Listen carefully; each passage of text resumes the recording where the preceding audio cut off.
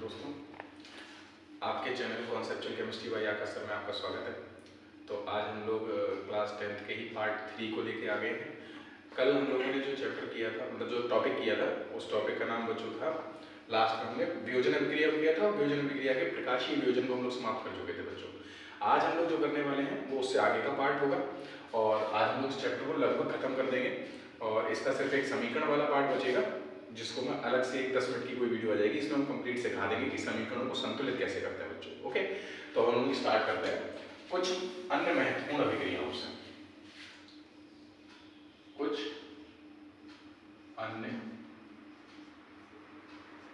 महत्वपूर्ण अभिक्रिया।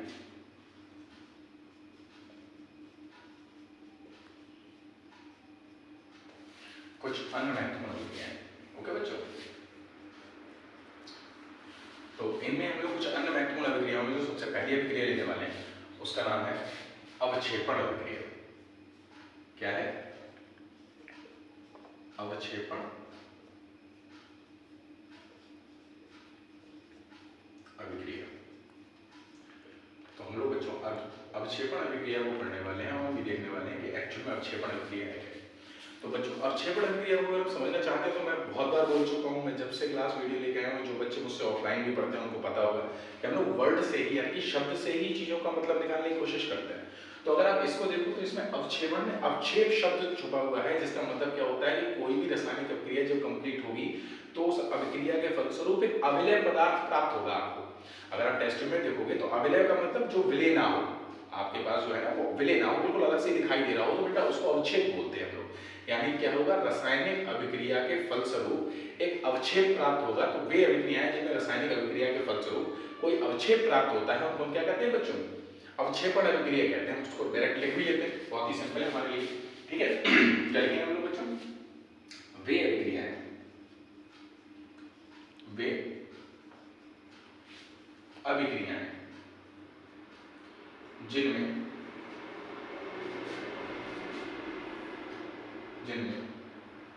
अभिक्रिया के फलस्वरूप, अभिक्रिया के फलस्वरूप कोई अविलेय पदार्थ प्राप्त होता है, कोई अविलेय पदार्थ प्राप्त होता है, कोई अविलेय पदार्थ प्राप्त होता है, अर्थात अवक्षेप प्राप्त होता है। ओके, अविलेय पदार्थ का मतलब ही अवक्षेप है, अर्थात अवक्षेप प्राप्त होता है, प्राप्त होता है। तो उस प्रकार की अभिक्रियाएं, तो उस प्रकार की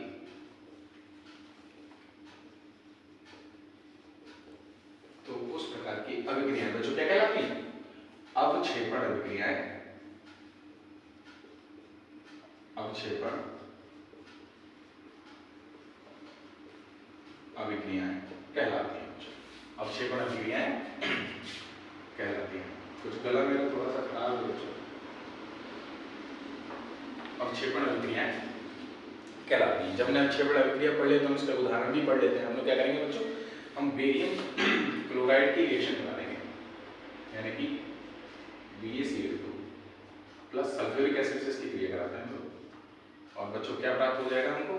इस रिएक्शन को हम लोग कंप्लीट करने की कोशिश करेंगे। हम लोग इसको बनाते हैं। आप लोग क्या करो, Ba के साथ SO4 निकाल दो। तो BaSO4 बेरियम सल्फेट प्लस क्या करेंगे हम लोग? हाइड्रोजन के साथ Cl को निकाल देंगे, तो ये बन जाएगा HCl। और रिएक्शन को बैलेंस करना तो मैं सिखाऊंगा ही बाद में, लेकिन अभी आपको बिल्कुल सिंपल से दिखाई दे रहा होगा कि 2 हाइड्रोजन इधर है, 2 Cl इधर है। तो ये बैलेंस करने के लिए बड़ा सिंपल है कि मैं 2 आगे लगा देता हूँ। 2HCl हमको प्राप्त हो गया। और जो आपको पता ही है कि मैंने बोला था कि सभी तत्वों के नीचे उनके नाम, यौगिकों के नीचे उनके नाम लिखने हैं, तो हम नाम भी लिख दो। ये क्या हो जाएगा? Barium chloride. ये हो जाएगा बच्चों सल्फ्यूरिक अम्ल, सल्फ्यूरिक अम्ल। ये बच्चों बन जाएगा बेरियम सल्फेट, बेरियम सल्फेट। और ये तो आप लोग जानते ही हो हाइड्रोक्लोरिक एसिड HCl, ठीक है। तो उसको लिखने की बहुत अधिक आवश्यकता नहीं है, बचपन से पढ़ते ही आ रहे हैं उसको। ये बात समझ में आ गई ना बच्चों, ये हो गई अवक्षेपण अभिक्रिया। इसके बाद बच्चों एक अभिक्रिया और आएगी जिसका नाम होगा, दूसरी महत्वपूर्ण अभिक्रिया है जिसको हम लोग बोलते हैं उदासीनीकरण अभिक्रिया। उदासीनीकरण अभिक्रिया।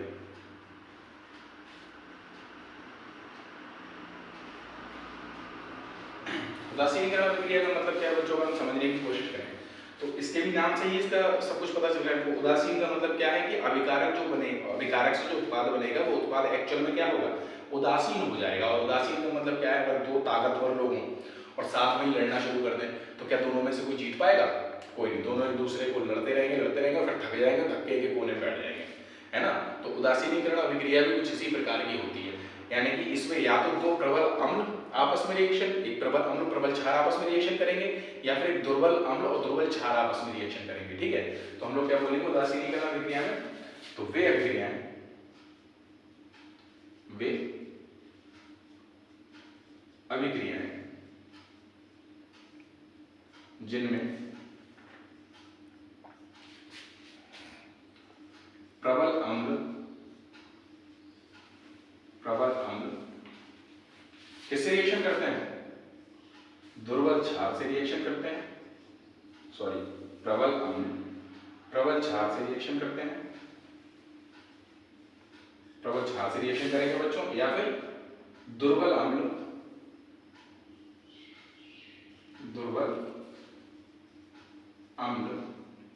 किससे रिएक्शन करेंगे, दुर्बल क्षार से।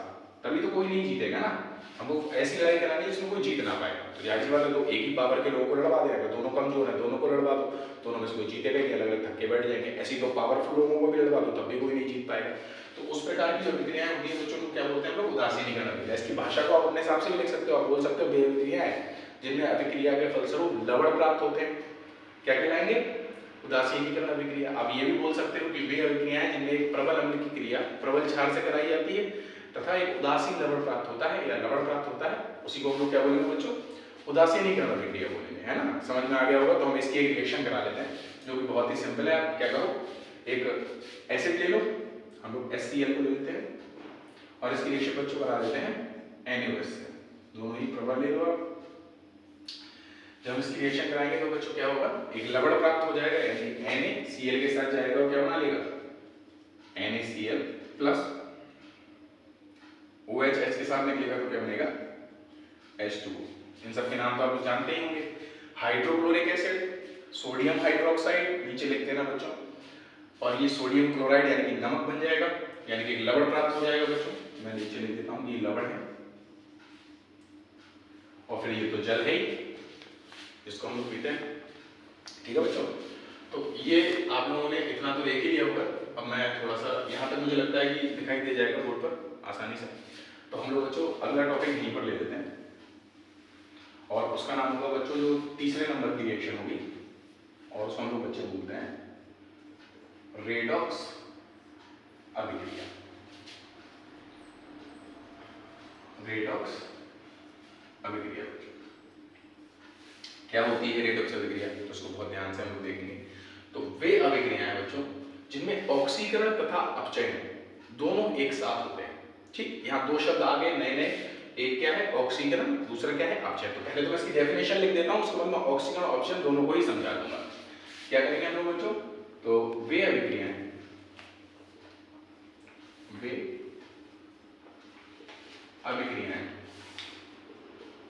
जिनमें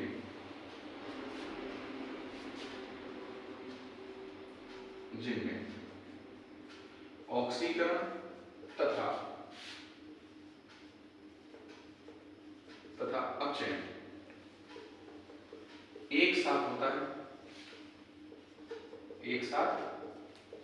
होता है, तो क्या कहलाती हैं ऐसी अभिक्रियाएं, एक साथ होता है तो वे अभिक्रियाएं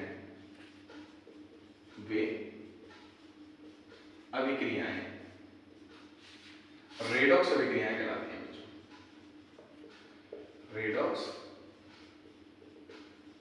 अभिक्रियाएं कहलाती हैं। ठीक है, ये बात तो आपको बहुत अच्छे से समझ में आई गई होगी बच्चों ना, इसमें तो कोई दिक्कत ही नहीं होगी। अब हम लोग क्या करेंगे, इसकी एक रिएक्शन को हम लोग ले लेते हैं। हम क्या करेंगे, MnO2 प्लस 4HCl की रिएक्शन बना लेंगे और क्या बना लेंगे हम लोग उसको, MnCl2 plus Cl2 plus H2।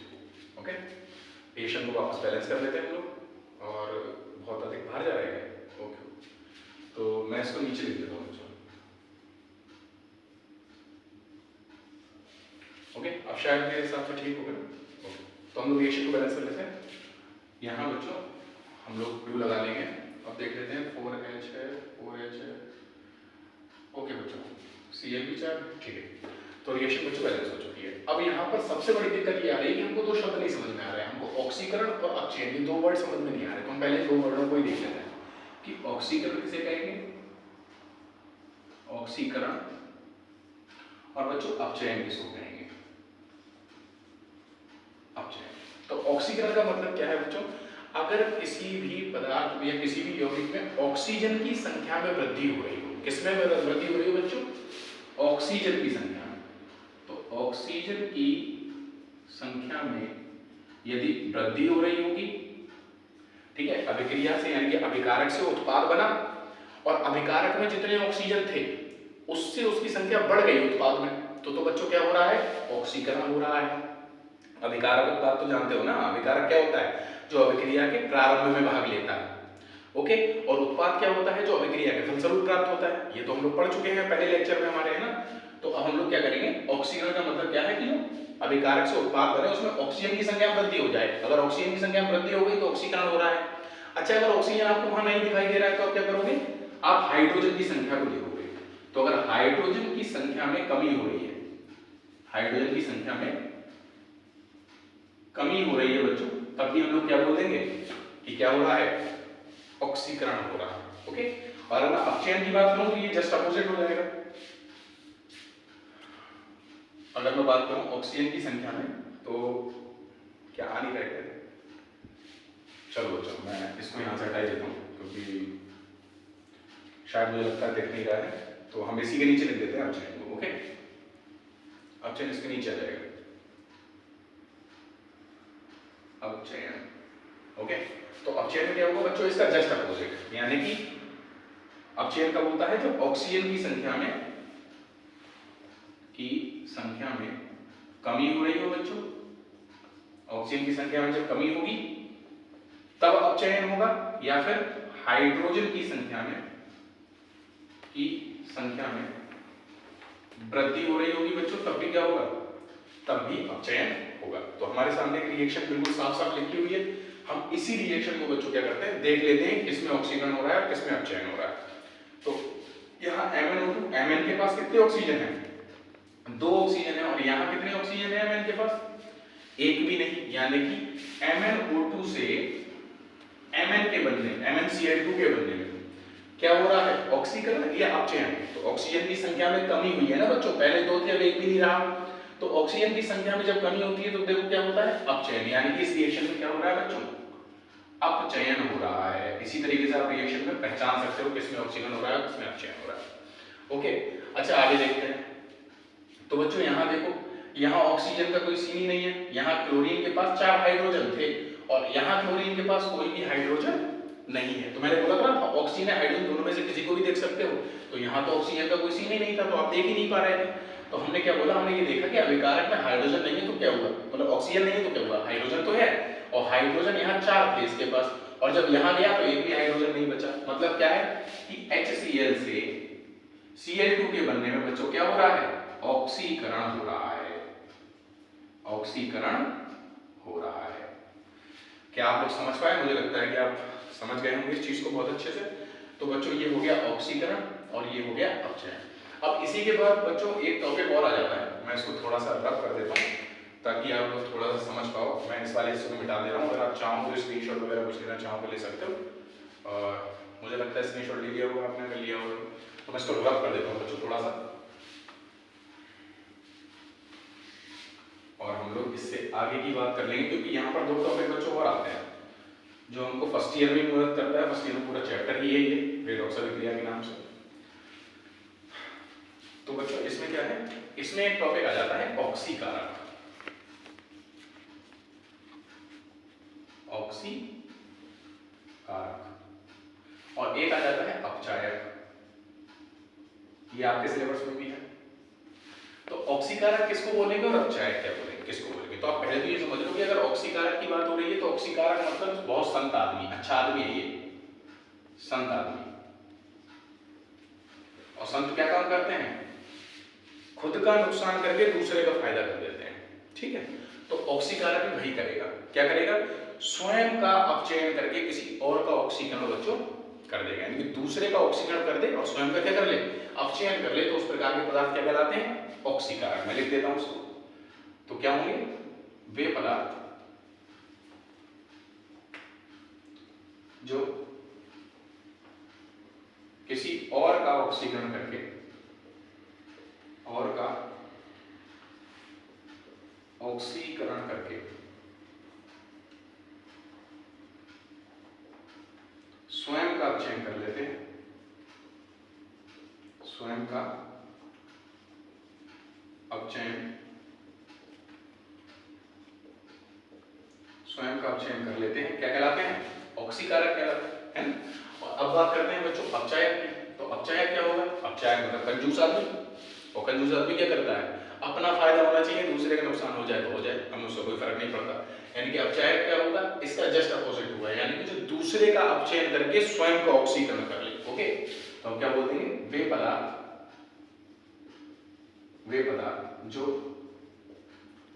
किसी और का, या किसी और पदार्थ का, किसी और से, किसी आदमी से मतलब नहीं है बच्चों, किसी और से किससे मतलब है? किसी पदार्थ से। तो वे पदार्थ जो किसी और का अपचयन करके, अपचयन करके स्वयं का ऑक्सीकरण कर लेते हैं, स्वयं का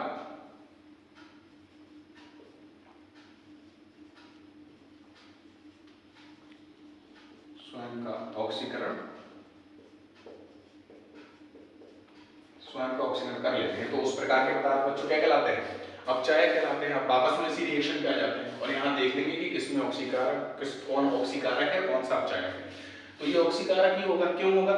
इसके पास इतने सारे ऑक्सीजन थे और इसने क्या किया? MnCl2 को जब बनाया तो क्या किया? खुद का इसने नुकसान कर लिया, और खुद का नुकसान किया ना, तो ये क्या हो गया? MnO2 ऑक्सीकारक हो गया बच्चों, क्योंकि खुद का नुकसान कर रहा है ना, तो स्वयं का नुकसान करेगा, दूसरे का फायदा करेगा, वही तो ऑक्सीकारक होगा। संत आदमी मैंने बताया था अभी आपको। और इसी प्रकार से बच्चों ये क्या होगा? ये खुद का ऑक्सीकरण कर रहा है ना, ये खुद का क्या कर रहा है? ऑक्सीकरण कर रहा है और दूसरे का नुकसान कर रहा है, तो ये क्या हो जाएगा? अपचायक हो जाएगा बच्चों। आई थिंक आप लोग इस चीज को बहुत अच्छे से समझ गए होंगे। तो हम लोग अब आज इस वीडियो के लास्ट 2 टॉपिकों के बारे में बात करने वाले हैं और उसके बाद हम इस वीडियो को एंड करने वाले हैं बच्चों, जिनमें से सबसे पहले एक टॉपिक आता है जिसका नाम होगा बच्चों संक्षारण। अच्छा, संक्षारण होता क्या है बेटा? थोड़ा ध्यान से हम लोग देख लेंगे संक्षारण को।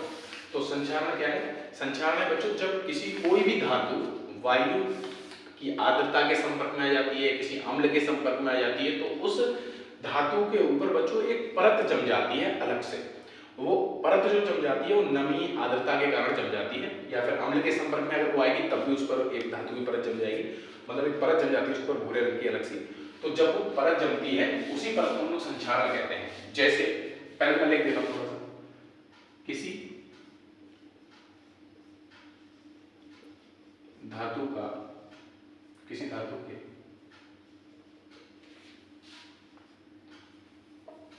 नमी आर्द्रता या अम्ल के संपर्क में आने पर, अम्ल के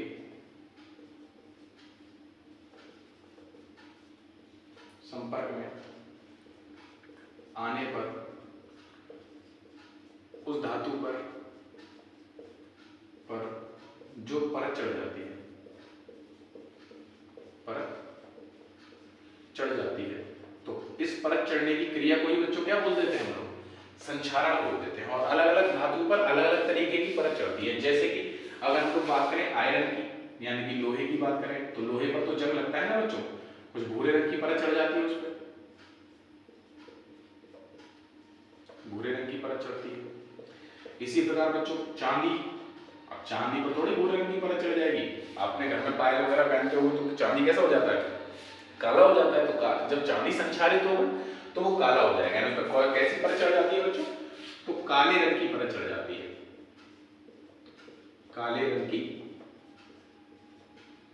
परत बच्चों उसके ऊपर चढ़ जाती है। और इसी प्रकार से बच्चों एक होता है कॉपर, Cu तांबा, और कॉपर के ऊपर बच्चों कैसी परत चढ़ती है? तो हरे रंग की परत चढ़ती है। जब कॉपर संक्षारित होगा तो हरे रंग की परत चढ़ जाएगी, हरे रंग की परत बच्चों इसके ऊपर चढ़ जाती है।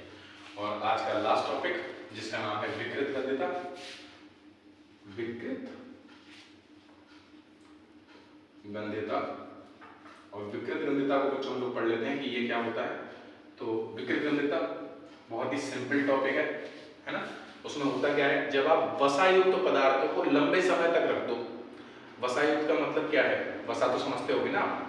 तो वसायुक्त पदार्थों को यदि आप लंबे समय तक रख दोगे तो उसके स्वाद में, उसकी गंध में, दोनों में ही कुछ ना कुछ अंतर आ जाता है। उसके स्वाद और गंध में कुछ परिवर्तन आ जाता है। इस परिवर्तन को ही बच्चों हम लोग क्या बोलते हैं? हम लोग विकृत गंध्यता बोलते हैं। इसको मैं लिख देता हूँ, क्या है?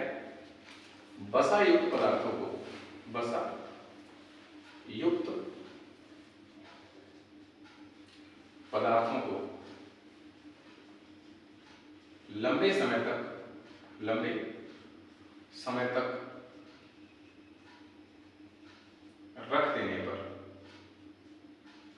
रख देने पर उसके स्वाद तथा गंध में कुछ परिवर्तन आ जाता है, कुछ परिवर्तन आ जाता है, कुछ परिवर्तन आ जाता है। और इस परिवर्तन की प्रक्रिया को ही बच्चों हम लोग क्या बोलते हैं? विकृत गंध्यता बोलते हैं बच्चों। ठीक है, तो मुझे लगता है कि आज का लेक्चर आपको अच्छा लगा होगा, आपको बहुत सारी चीजें समझ में आ रही होंगी। जो मेरा प्रयास है, मैं चाहता हूं कि आप लोग जब क्लास में पढ़ रहे हो तो उसके साथ ही आपको याद हो। देखिए बहुत सारे लोग पढ़ाते हैं, बहुत सारे लोग बहुत अच्छा भी पढ़ा रहे हैं, लेकिन मेन मोटिव आपका ये होना चाहिए कि आप खुद से भी बहुत अधिक पढ़ें। अगर मेरी पढ़ाई हुई बातें हैं, जो भी मैं आपको समझा रहा हूँ, सीधे आपके माइंड में जा रही हैं और आपको याद हो रही है, तो ये आपके लिए बेस्ट है। आप इस वीडियो को 2 या 3 बार लगातार देख लो ताकि आपको चीज़ें लगातार याद हो जाएं। उसके बाद आप लिख के भी प्रैक्टिस कर सकते हो, क्योंकि अभी हमारे पास पर्याप्त समय है। बोर्ड के एग्जामों के लिए हमारे पास पर्याप्त समय है बच्चों।